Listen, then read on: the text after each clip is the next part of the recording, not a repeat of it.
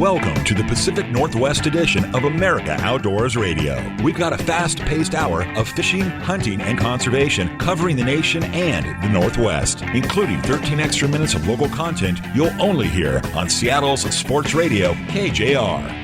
It's Saturday morning, and I'm glad you're here. We're going to mix things up today. We're going to actually bring you one of our regional guests in just a few seconds here. That would be Brianna Bruce with Livin' Life Adventures, who's going to tell you about the annual Kokanee Derby taking place at Lake Stevens on May 18th. And at the bottom of the hour, you'll hear from Bob Loomis with Max Lure, who has got the lure to use no matter where you may be kokanee fishing here in the Northwest this spring. And then, at the end of the show today, you'll get your dose of outdoors news and reports that you've come to expect every Saturday. As always, the opening segment of the show is brought to you by your Puget Sound area Sportsman's Warehouse stores with locations in Federal Way and Puyallup, Everett, Silverdale, and Sequim. They've got the gear you need for success on the water, whether you're fishing for kokanee or anything else. Head to your local Sportsman's Warehouse store today or shop online anytime at sportsmans.com. Next up, we got Brianna Bruce on the line. She is the owner of Livin' Life Adventures. She's actually out of the water as we speak, fishing for kokanee at beautiful Lake Chelan. Brianna, welcome back to the show.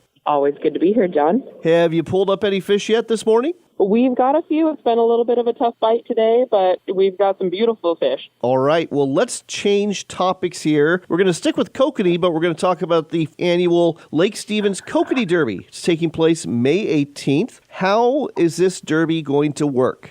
We are doing tickets online this year, or you can get them in person at some of the local tackle shops like Three Rivers Marine, Triangle Bait, John Sporting Goods. And you show up the day of the Derby. We do not actually run a captain's meeting. You just head out on the water when you feel like launching, and you go fish, catch your fish, and our weigh-in starts at 10 a.m.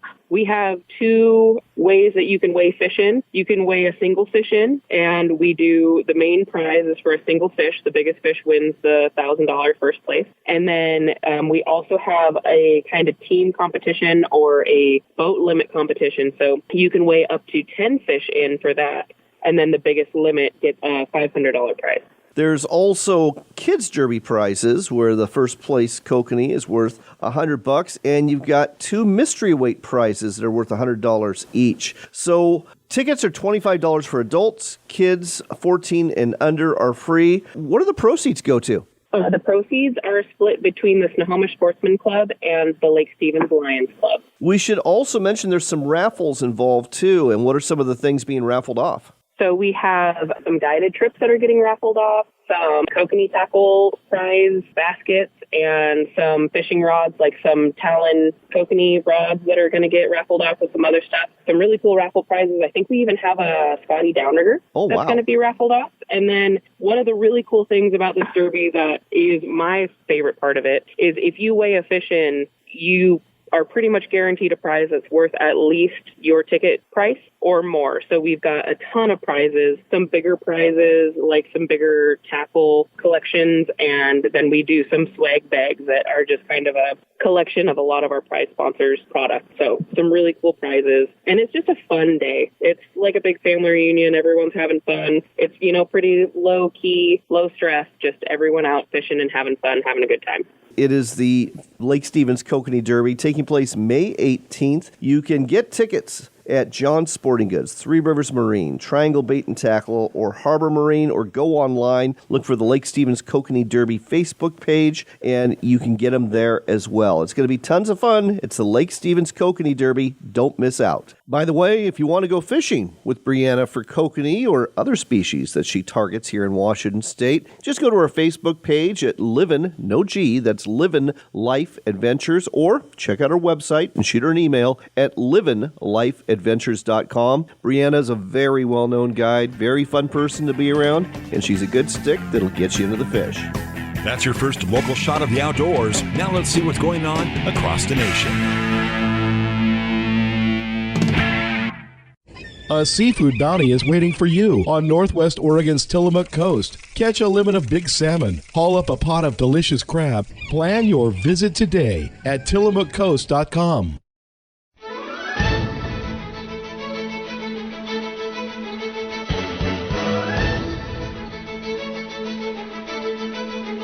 It's time for America Outdoors Radio, the show that covers the outdoor scene across the U.S. of A. and the entire continent. Fishing, hunting, conservation, outdoor recreation, and great destinations. We cover it all every week. It's your country, your outdoors. Let's explore it together with your host, John Kruse.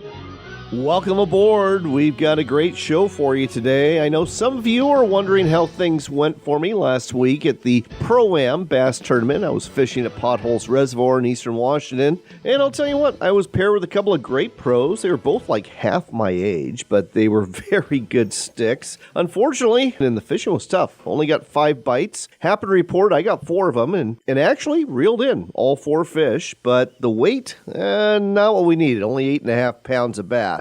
Day 2 went a little bit better. The weather was nicer. My pro and I reeled in 20 bass, albeit my pro reeled in most of them. I'll give him credit for that. And we weighed in 11 pounds. So not a spectacular performance, but I definitely learned some new tricks from both pros. Really enjoyed my time with them. Great guys, and wish me luck because I am fishing another tournament this weekend. It's a big bass tournament, also on Potholes Reservoir. With any luck, we'll get a 4, 5, or 6 pounder and maybe, just maybe, cash a check. Wish me and my fishing partner, Rusty Johnson, luck. As always, we're going to need it. We've got a great show for you this week, and it's centered on Lewiston, Idaho. That was the home of Jack O'Connor, perhaps America's greatest hunting writer. He was the shooting editor for Outdoor Life from the mid-1930s all the way until the early 1970s, and made his home in Lewiston from 1948 until his death in 1978. He hunted all over the world. He was a huge sportsman, a conservationist, and he loved to share his adventures with his readers. Today, there is a center that is dedicated to Jack O'Connor's legacy. It's the Jack O'Connor Hunting, Heritage, and Education Center, located at Hell's Gate State Park in Lewiston. I got to go there this past weekend and be part of a panel for an audience there, and also got to attend their fundraising banquet and was actually the keynote speaker. Learned a lot about Jack O'Connor while I was there and got to share some great stories that I learned along the way. While I was at the center, I got a chance to talk to Wayne Van Zwoll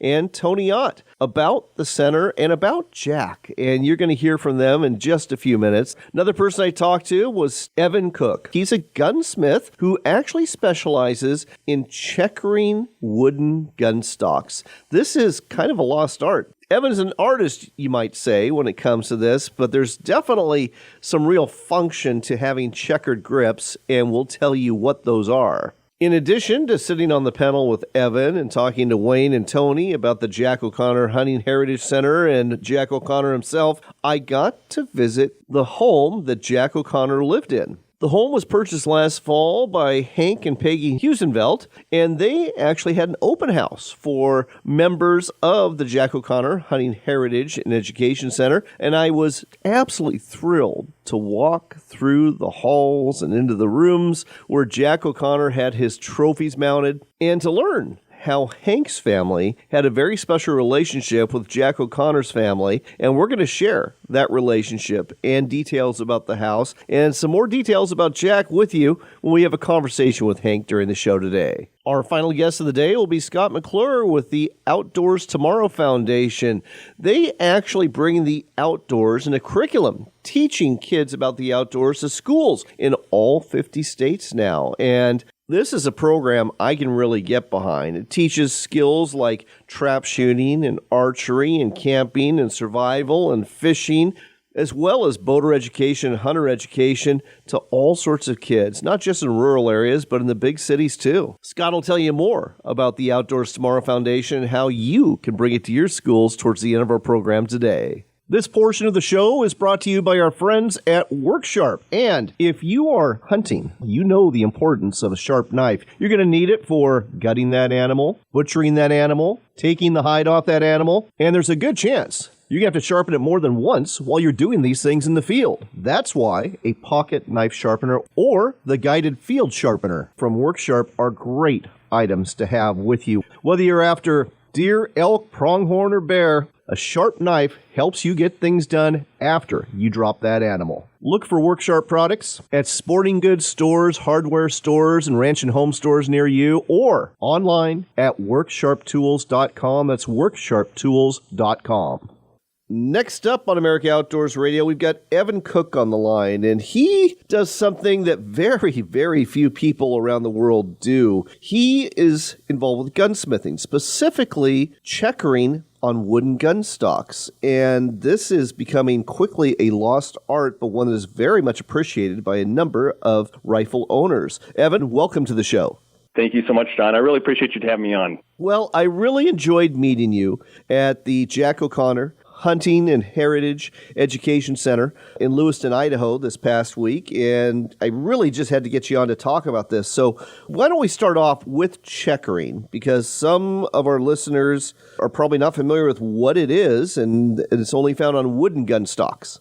Yeah, sure. You can also have checkering on composite stocks, Tupperware as I'd call it, but it has to be molded in. But the purely hand-cut checkering, we only see on wood. And that's essentially the texturing, the cross-hatching, as some people would call it, that you see on the grip and the forend. And it's basically a series of grooves, angular grooves that are cut next to each other with very precise spacing. And where the tops of those grooves meet, once they're at a certain depth, you've got peak diamonds. And they provide a very nice positive grip on the gun, besides, providing some nice artistic elements on the gun as well. And I was going to get into the form over function conversation, but I think you hit on it there. It really is about the grip for the shooter, isn't it, when it comes to having checkering on a gun? Absolutely. Absolutely. I don't think I need to explain to a lot of your listeners why it's really important you have a positive grip on that gun in your hands. Let's talk about checkering as an art form, though, because, not all checkering is the same. No. Checkering can range from very basic and very simple patterns that are just put on a stock to have that functional grip, but it's evolved over time, and especially in America, to be something where we can be very creative with the shapes, the form of the pattern that you see.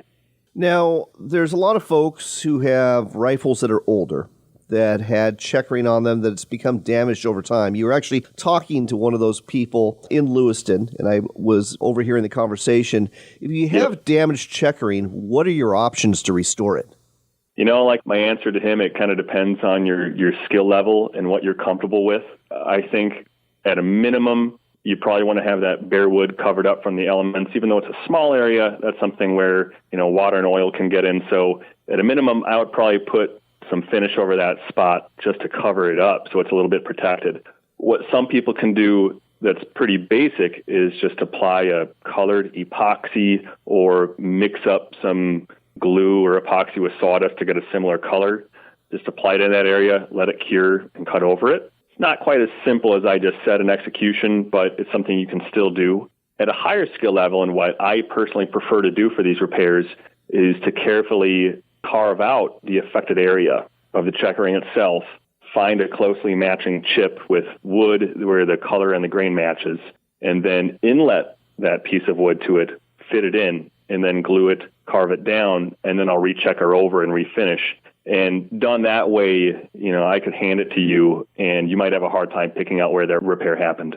This is a really niche field when it comes to gunsmithing. How did you get into it? That's a great question. I'd already been messing with gun stocks for a few years, and that started when I was a teen. But in 2013, I finally decided this was something I wanted to try. And it's kind of funny, up until I actually got my first checkering tools, I always thought, boy, that looks impossible. How can people do that? But I got a basic Dembart starter kit and a copy of the book, Checkering and Carving of Gun Stocks by Monty Kennedy.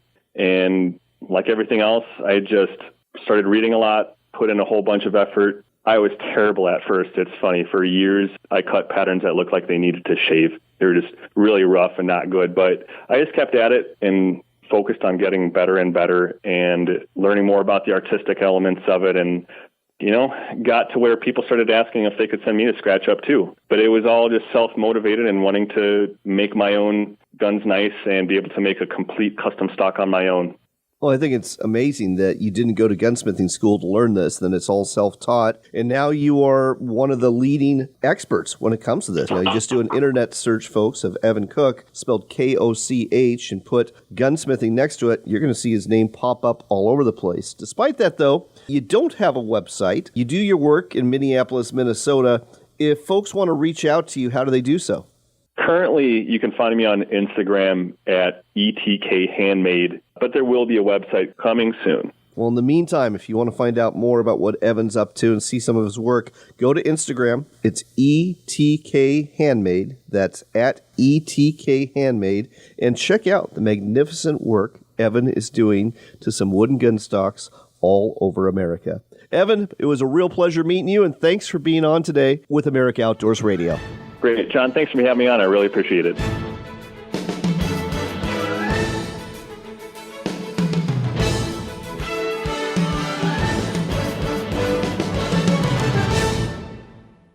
We've been telling you about Sportsman's Cove Lodge in Southeast Alaska for a while now. They're truly Alaska's best lodge. Wildlife is abundant, from bears and deer to eagles and whales, and let's not forget the reason you're here, the fishing. Halibut, salmon, lingcod, rockfish, true cod, and more. It's all waiting for you in abundance at Sportsman's Cove Lodge. Book your trip today at alaskasbestlodge.com. That's alaskasbestlodge.com for Sportsman's Cove Lodge.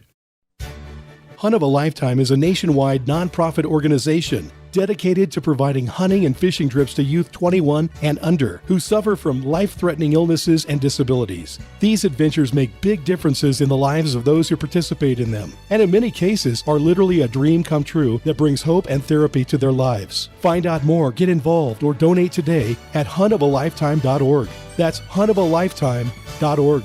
huntofalifetime.org. Northwest Oregon's Tillamook Coast is not only the place to go for cheese and ice cream, but also for outdoors fun. Hook into a salmon in Tillamook Bay or one of the rivers flowing into it. Harvest tasty clams from our bays and pull up a crab arena or pot full of big Dungeness crab. Visit our parks, walk the beaches, explore our forests, and enjoy our coastal communities. You are going to love it here. Plan your trip today at tillamookcoast.com. That's tillamookcoast.com.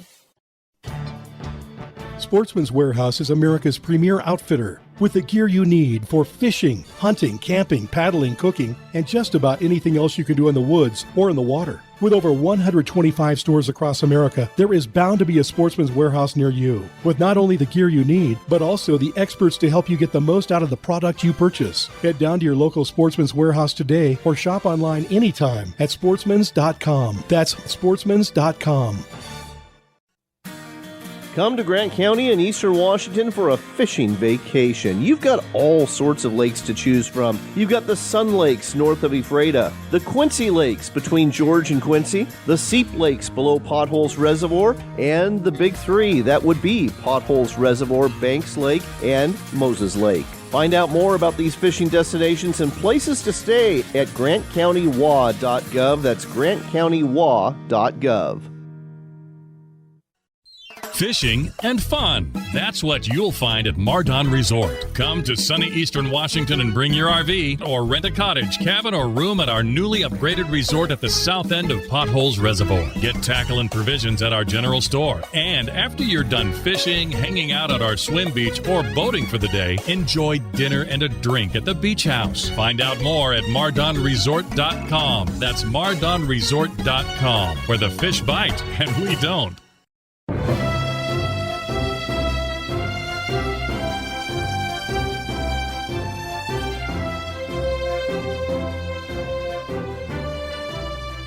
Welcome back to America Outdoors Radio. We are broadcasting from the Jack O'Connor Hunting Heritage and Education Center in Lewiston, Idaho. They are celebrating their 18th anniversary of this center here that highlights perhaps America's greatest hunting and shooting writer, Jack O'Connor. With us here to tell you more about the center and about Jack O'Connor is Tony Otte and Wayne Van Zwoll, both on the board of directors here. Gentlemen, welcome to the show. Thanks for having us. Greatly appreciate the opportunity to let people know about the center and what it's about and what we do here. And the center is located in Hell's Gate State Park here in the state of Idaho. The park's about 9 miles long, and we're in the previous headquarters of the park here.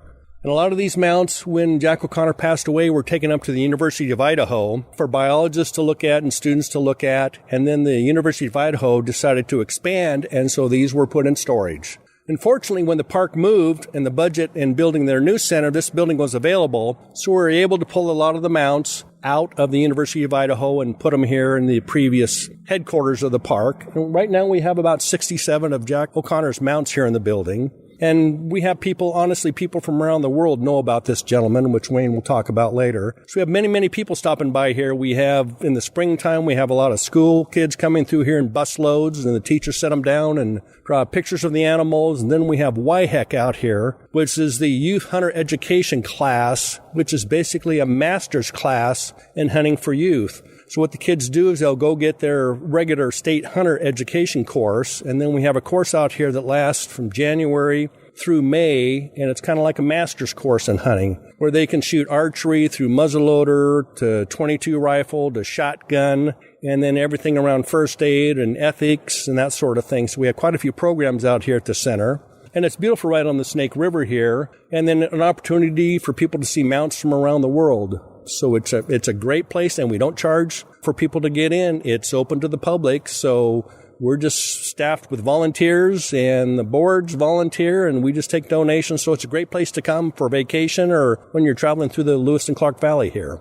And the mounts, folks, incredible. Literally, lions and tigers and bears, oh my, that they've got here, and all sorts of other animals. But Jack's true love was hunting sheep, and he got, a couple of Grand Slams, didn't he? He got a little over 3 Grand Slams from my understanding, and if you look at the wall here, we have one of his Grand Slams put together, but right in the middle is a Dall sheep that his wife shot. Her first time out sheep hunting, she shot a sheep larger than he had gotten. So we always kind of like to bring that up to people that, of course, people laugh that his wife did better than he did on the sheep, and perhaps he never lived that down when she was around. But yeah, some of the mounts we have here from his family and from, again, like you said, around the world.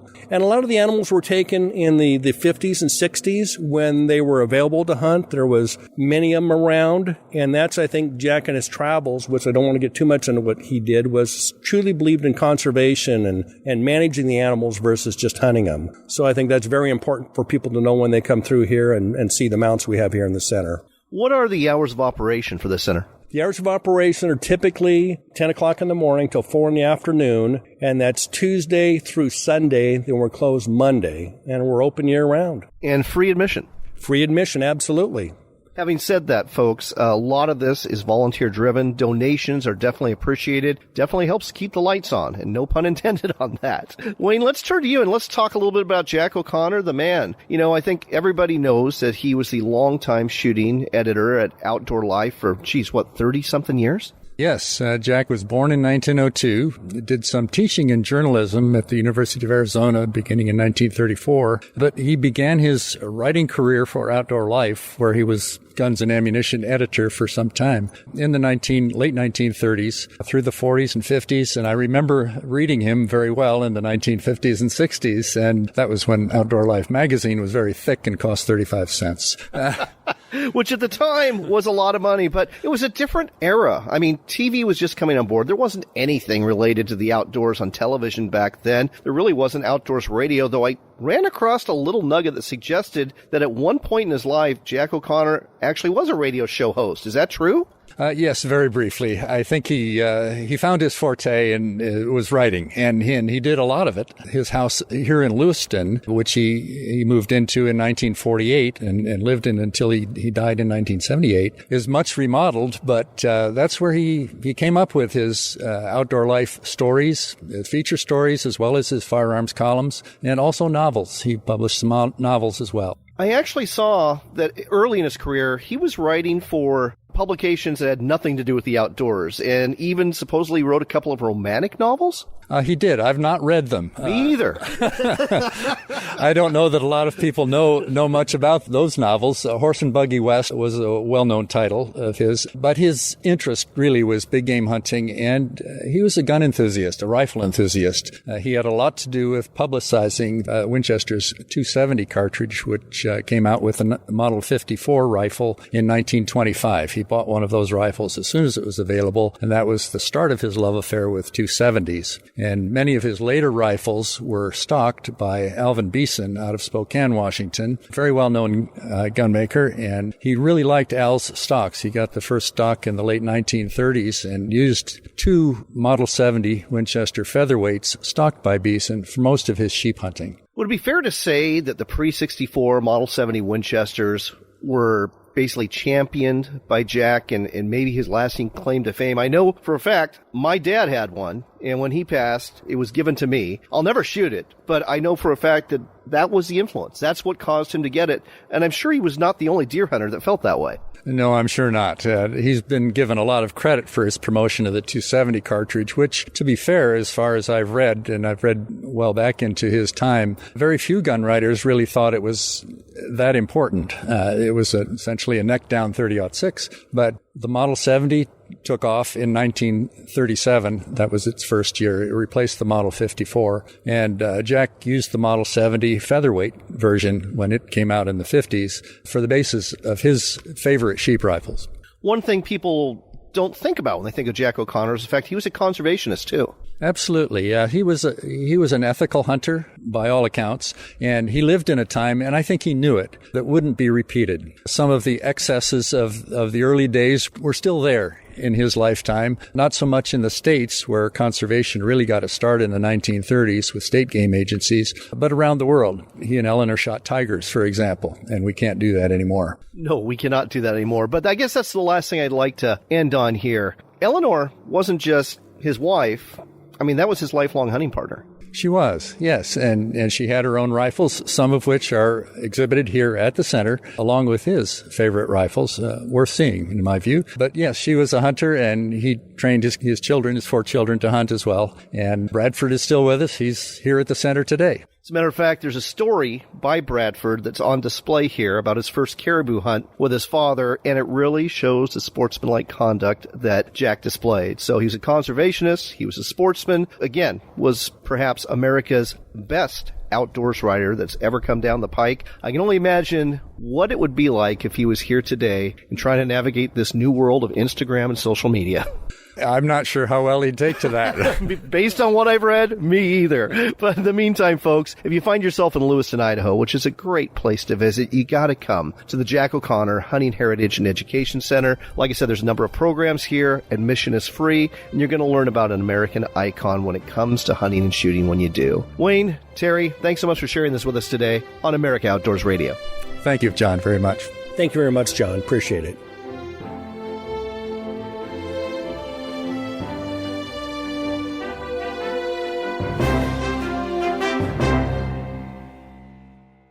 I'm Anthony Imperato, president of Henry Repeating Arms. Patriotic Americans are looking to protect and provide for their families, now more than ever. Henry has over 200 rifles and shotguns to choose from, made in America or not made at all, and backed by a lifetime guarantee. Go to henryusa.com and order our free catalog, decals, and a list of dealers in your area. That's henryusa.com. Thank you, and God bless America. Hunt of a Lifetime is a nationwide nonprofit organization dedicated to providing hunting and fishing trips to youth 21 and under who suffer from life-threatening illnesses and disabilities. These adventures make big differences in the lives of those who participate in them, and in many cases are literally a dream come true that brings hope and therapy to their lives. Find out more, get involved, or donate today at huntofalifetime.org. That's huntofalifetime.org. huntofalifetime.org. Ready for more local fishing and hunting? You got it. It's the Pacific Northwest edition of America Outdoors Radio, right here on Seattle's Sports Radio, KJR. It's time for another Max Minute. And with us again is Bob Loomis from Max Lure. Bob, we're going to play a word association game involving kokanee. I'm going to give you a state. You tell me the kokanee lake that comes to mind. All right. We'll start with your favorite, Wyoming. Flaming Gorge. Montana. Flathead. How about Idaho? Hayden Lake. Oregon. Odell. And Washington. Lake Chelan. Okay. Did I win? Here's your challenge. Okay, you can go fish all 5 of these lakes, but you only get one lure for Max Lure to fish it with. What's it going to be and why? I would use the Smile Blade Kokanee Hoochie. The Smile Blade Kokanee Hoochie is a high UV clear hoochie with a colored pill float inside. The colored pill float gives it buoyancy, helps add movement with the Smile Blade, and the colors that you can get work fantastic for the kokanee. Is this meant to be fished off a downrigger or maybe off of leaded line, or how do you fish this? How deep do you fish it? It's a trolling lure, and because of the fact that it has a high UV glow Smile Blade on it, which is a glow, you can fish it deep. You can fish it up on the surface. You can fish it wherever you want, whether you flatline, whether you're fishing on your downrigger, doesn't matter. See, it's got 2 hooks on it, both colored red. And are you putting shoe peg corn on one or both? I would put shoe peg corn on both of them. And what, if anything, in front of it in terms of a flasher, dodger, that sort of thing? I would fish a small 4 to 6 inch dodger for any of the kokanee or trout fisheries. Well, there you go, folks. You now have the lure to use at all of these lakes that we just mentioned throughout the greater Northwest. It's the Smile Blade Kokanee Hoochie. Look for it at maxlure.com or at a sporting goods store near you. Looking for that extra something that will get more salmon or trout into your boat? Then check out the Double D Dodger from Max Lure. The Double D does double duty and helps you catch more fish. The Double D's flash attracts lunkers, and the Dodger's patented stop-start action works wonders to get those fish biting. The Double D does even more by acting as a side planer to get your bait away from the boat where the fish are more likely to be and more apt to strike. The Double D Dodger. It's the Dodger you've got to have from Max Lure. Anglers are getting a raise this year with the Northern Pike Minnow Sport Reward Fishery Program, and the fish are biting. Here's how it works. First, register at a pike minnow station along the Columbia or Snake River. Next, go fishing for pike minnow and bring back all of them that measure 9 inches or longer. The fish are worth $6, $8, or $10, and the more fish you catch, the more each one is worth. Keep an eye out for tagged fish too, because those are worth $500. Go fishing, make money, and have fun. Find out more at pikeminnow.org.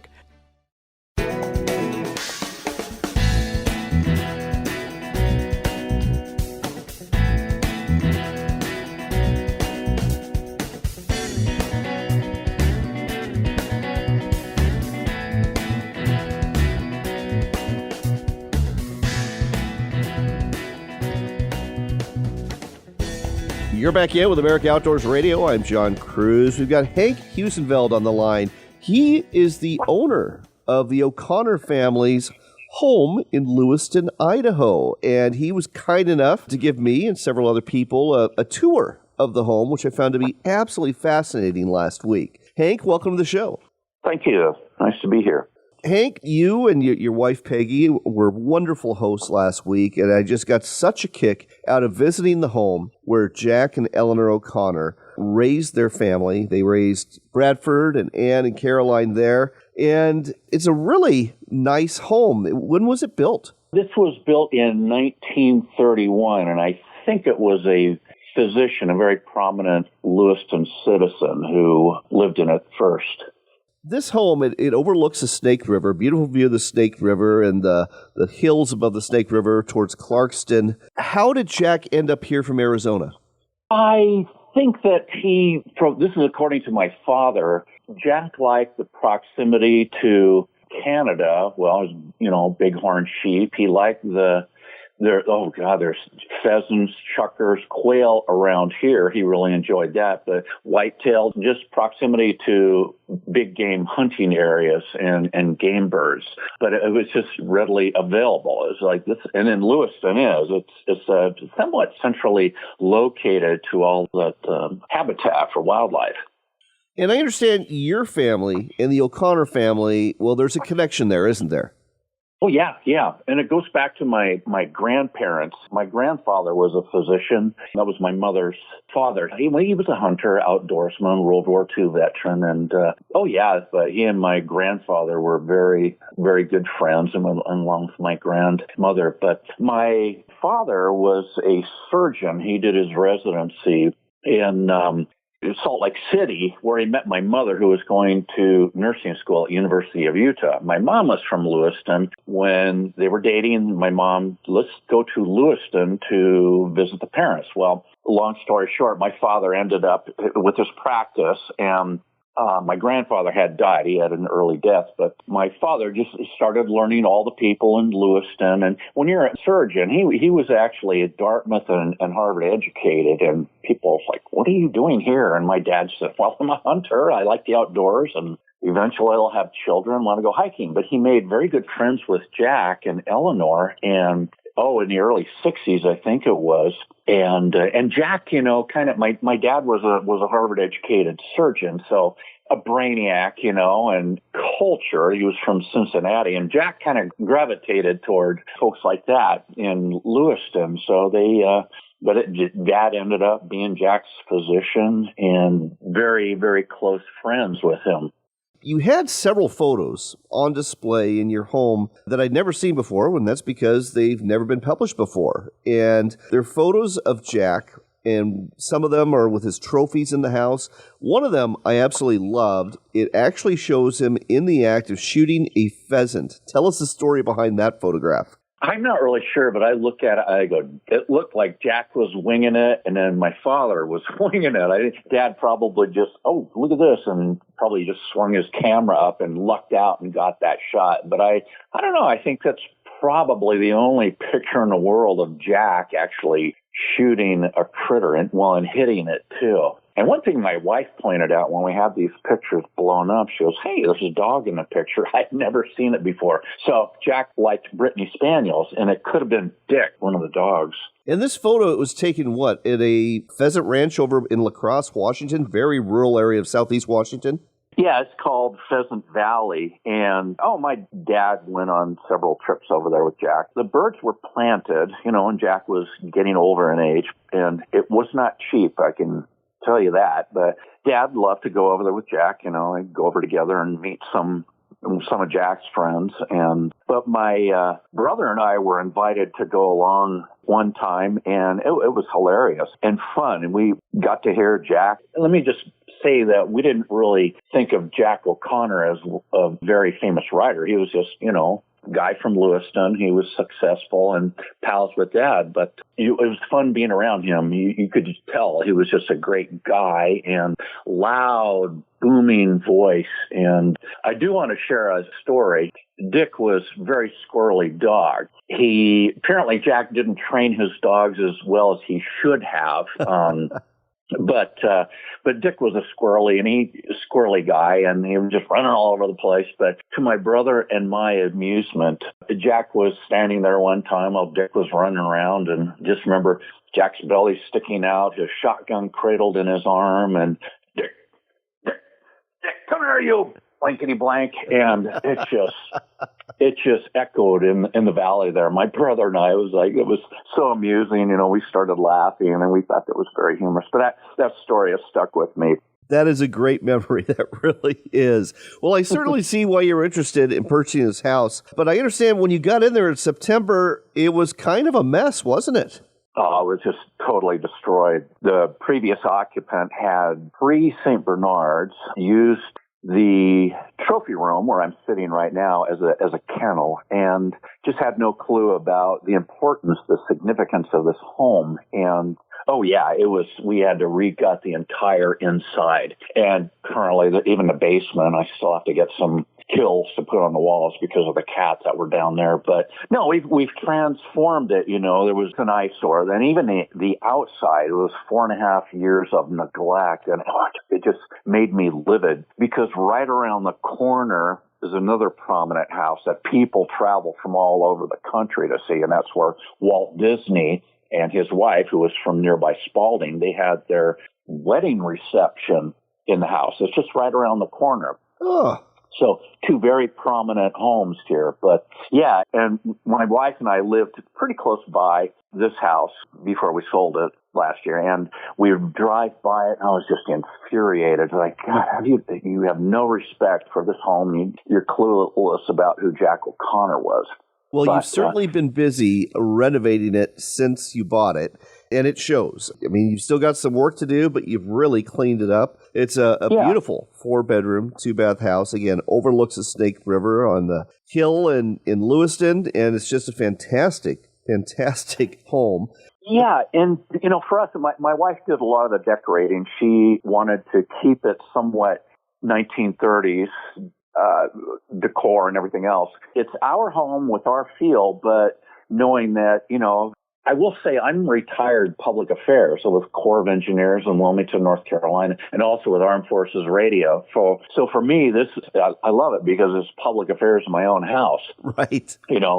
PR with the Jack O'Connor Center. But I'm in touch with the folks out at the center. It's like, guys, this is, the Jack O'Connor image. You guys are in charge of that. And we want to leave it like that. If you have guests who would like to come over here, hey, that's great, but they'll go through the center. Not open to the public. It's just invitation only. But I just feel obligated to kind of share the wealth, so to speak. And and the other day when you guys were here, the people were just soaking it up, It's like, look on the wall here. This is the silhouettes where the Grand Slam used to hang, plus a picture that my dad had taken to match it. So it's just kind of a priceless, but it's fun. I love doing that, showing the house. I myself am not a hunter. I do photography. I actually shoot for CBS Sunday Morning nature videos. But for those who appreciate it, and it's really fun. I really enjoy this.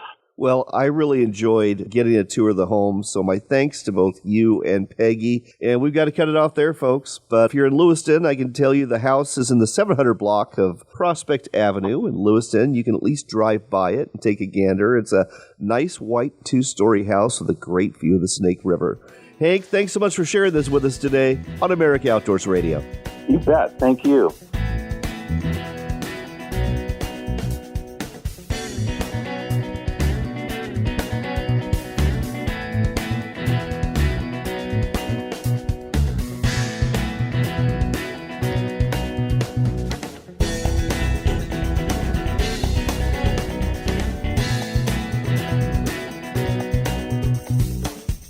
We've been telling you about Sportsman's Cove Lodge in Southeast Alaska for a while now, and there's a reason. They are the only Alaska lodge we talk about on this show. It's because they're truly Alaska's best lodge. The adventure starts with a float plane ride from Ketchikan, after which you'll get the chance to experience some of the best hospitality, food, and wonderful people you'll ever meet. Wildlife is abundant, from bears and deer to eagles and whales, and let's not forget the reason you're here, the fishing. Halibut, salmon, lingcod, rockfish, true cod, and more. It's all waiting for you in abundance at Sportsman's Cove Lodge. Book your trip today at alaskasbestlodge.com. That's alaskasbestlodge.com for Sportsman's Cove Lodge. In today's news, I'm cooking a brisket. Let's go to Jill at my house to see how it's going. This is your house and you brought me and the crew to check on your brisket? That's correct, Jill. How's it looking? This is a Camp Chef Woodwind Wi-Fi. You know you can check your cook right from your phone, right? I didn't know that was an option, Jill. Well, never mind. But before you leave, can you feed the dog? What? No. When we get back, why is my check engine light on? The answer may shock me.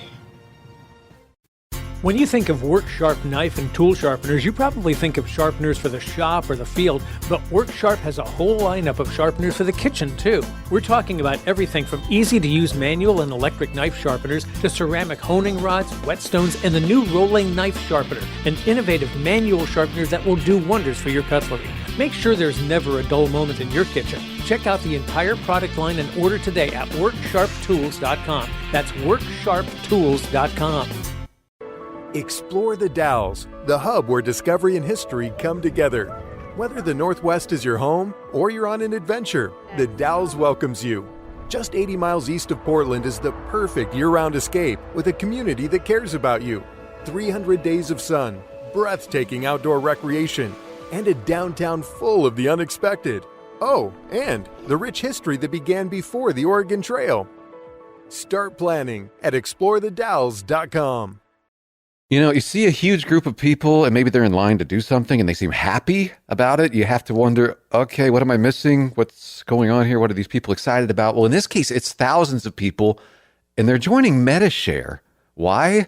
Well, MediShare is a much more affordable alternative to health insurance. It's reliable, too. It's a well-run community of Christians. They've been sharing each other's medical expenses for more than 30 years. And if you switch, you'll likely save hundreds of dollars a month. Most members wind up paying about half what they used to. And you know what? They find they like it better. MediShare's member satisfaction rate is 98%. That's way better than health insurance, as you might imagine. You don't have to pay for things you don't believe in. You get telehealth 24/7, huge freedom in choosing your doctors. At least check into it. This may be one of those things where you're like, why didn't I do this a long time ago? Why not start saving now? Call 855-SHARE-40. That's 855-SHARE-40. 855-SHARE-40.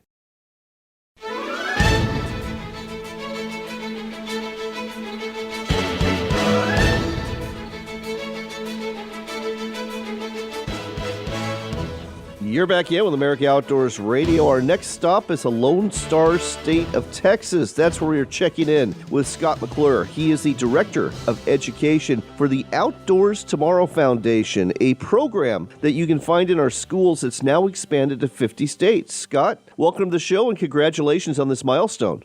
Well, thank you, John, and thank you for the opportunity to share what we do with everyone that listens to your radio shows. Thank you. So why don't you tell our listeners a little bit about Outdoors Tomorrow Foundation and exactly what you do in our schools?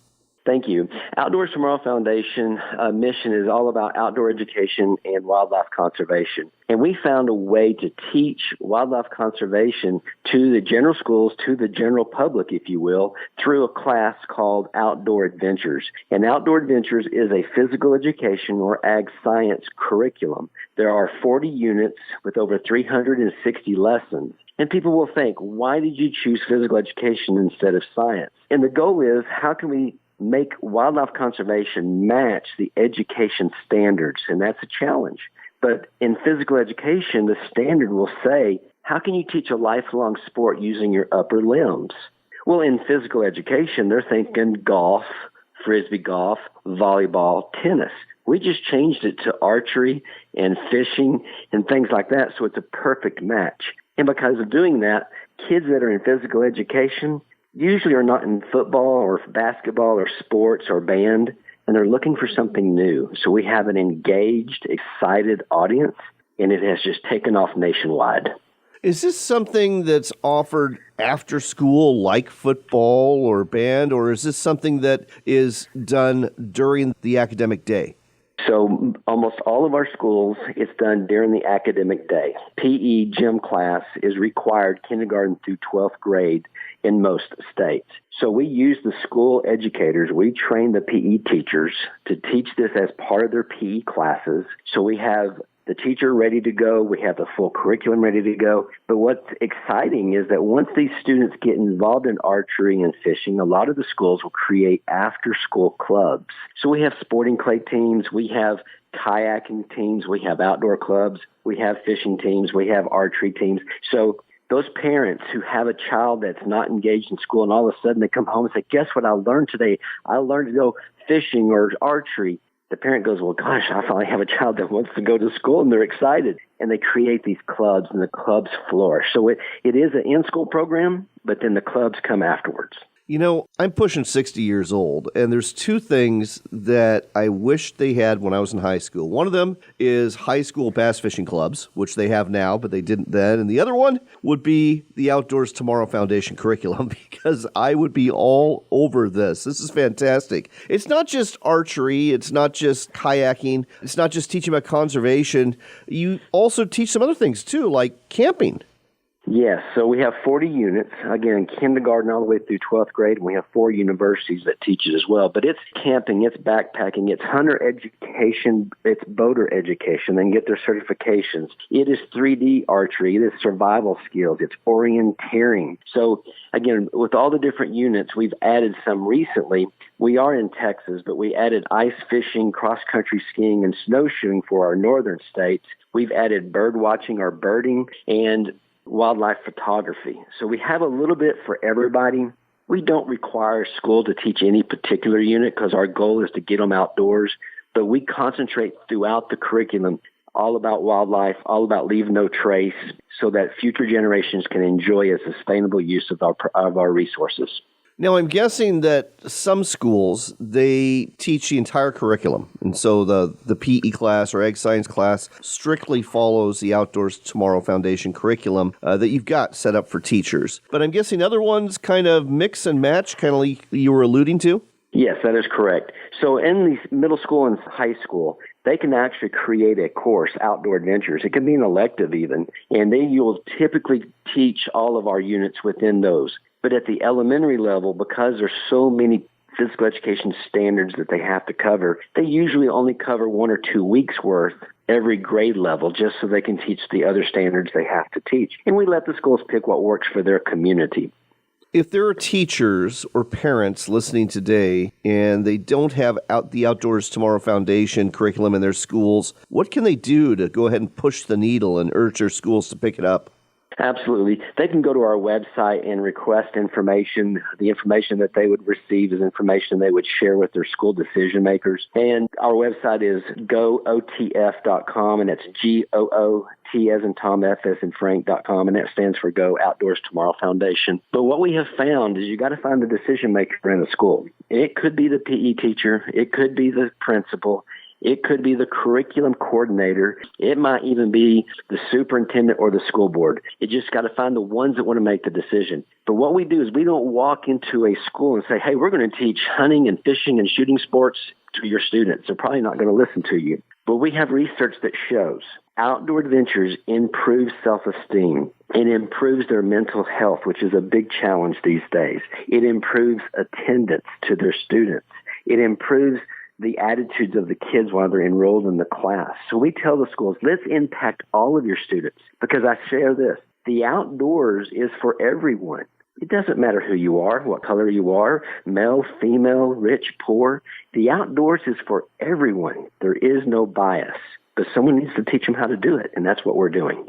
I absolutely love this. And I also love the fact that this is a curriculum you don't have to be out in a rural area to do. You can be in an urban environment too, and that's one of our biggest challenges is getting people who grow up in urban environments to appreciate the outdoors. And Outdoors Tomorrow Foundation does just that through this curriculum. So folks, if you've got kids in schools or grandkids in schools and you want them to learn about the outdoors no matter where they may live, get a hold of the decision makers at your school to see if you can get this curriculum from Outdoors Tomorrow Foundation going.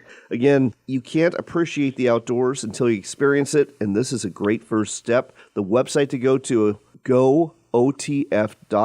That's gootf.com. Find out more about the Outdoors Tomorrow Foundation and bring it to a school near you. Scott, thanks so much for sharing this with us today on America Outdoors Radio. Thank you, John. Appreciate your time.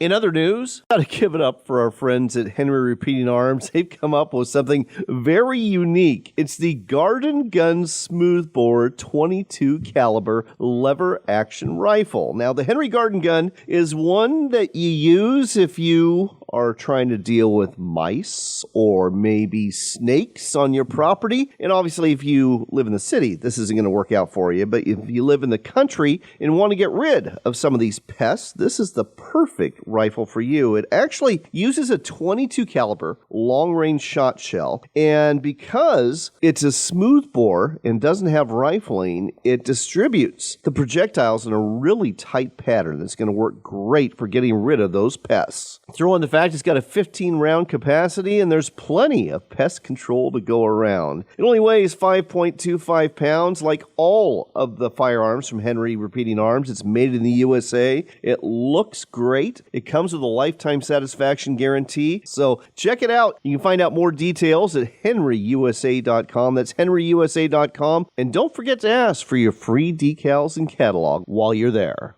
Before we go today, I want to take you to Fort Peck Reservoir, a huge body of water in northeast Montana. There was a walleye tournament held there last week out of Hells Creek Marina, and according to Target Walleye, there was one heck of a winning bag brought in. We're talking about 5 fish that weighed 60 pounds. Now, this wasn't an official weigh-in. It was a measurement to conversion chart. But the first place team had a 31 1/4 inch fish, a 30 1/2 inch fish, a 32 1/4 inch fish, 30.75 fish, and a 30 1/4 fish, which is an average of 31 inches of fish, which equals a 60-pound bag. That is something else indeed. The winners were Bob Magnuson and Jerome Popenow, the winners of the 2024 Jerry Johnston Memorial Tough Guy Tournament that took place at Fort Peck Reservoir. Congratulations on one heck of a bag, and man, oh man, I'm going fishing at Fort Peck Reservoir myself in about a month, and I can't wait to see if I can get into some similar walleye while I'm there.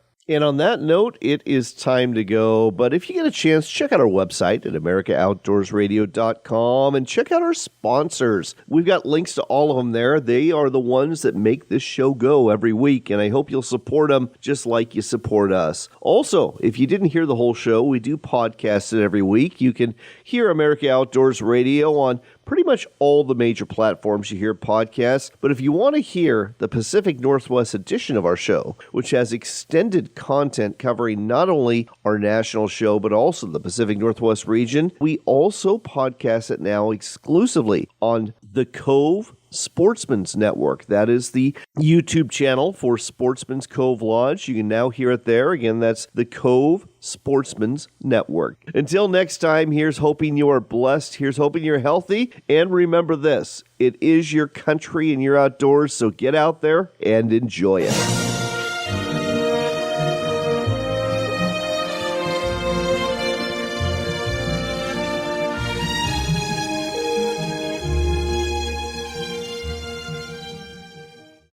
The Brewster Salmon Derby is going off August 2nd through the 4th on the Upper Columbia River. There's over $10,000 in cash and prizes, to include a $2,000 check for the King of the Pool. Register today at BrewsterSalmonDerby.com. Don't leave yet. We've got one more local shot of fishing and hunting to wrap up the Pacific Northwest edition of America Outdoors Radio. Before we go today, let's share some outdoors news and reports from the Washington Department of Fish and Wildlife. First off, if you weren't aware of it already, halibut season is open off the coast, as is the lingcod season in Puget Sound. If you're going out, be sure to keep a descending device rigged up on your fishing rod in case you pull up a rockfish that you need to release, so that you can do so safely for the fish. We've got some harvest reports from the Washington Department of Fish and Wildlife regarding last week's Lowland Lakes opener in King County. A lot of folks were catching good numbers of trout, but they released a lot of them too. So looking at just the fish that were kept in terms of a ratio, in King County, at Cottage Lake, there was 2.4 fish kept per angler. Langlois, a little bit better, 2.5 fish kept per angler. Better still, Pine Lake with 2.7 fish kept, and the best keeper lake was at North Lake, one I'm not familiar with, 2.9 fish kept per angler. In Pierce County, Clear Lake fished well with 2.6 fish kept per angler. Rap John was also fishing well with 2.7 trout kept per angler. And heading north to Snohomish County, Bosworth Lake also gave up 2.7 fish kept per angler. And a reminder, the annual WDFW Trout Derby is going on. If you catch a fish with a yellow tag on it, be sure to report it because it's going to be worth the prize. There's 800 of these fish that have been released into 100 lakes and $42,000 worth of prizes this year from donors. And then there's wolves. Washington's wolf population grew for the 15th consecutive year in 2023, and there was a 20% increase in wolf population growth over the previous year in 2022. As of December 31st of 2023, 260 wolves were counted in 42 packs in the Evergreen State. That's an increase of 216 wolves in 37 packs in 2022. And now it looks like wolves are starting to spread south of Interstate 90. According to WDFW Director Kelly Sussewind, we have observed multiple collared wolves south of the interstate in the last year. This means it's only a matter of time before new packs begin to establish in that recovery region. And with that, you are now in the know about what's hot. this week in the Pacific Northwest. That's all for this week, but don't worry. We'll do it all again next Saturday morning from 7 to 8, right here on Seattle's Sports Radio, KJR.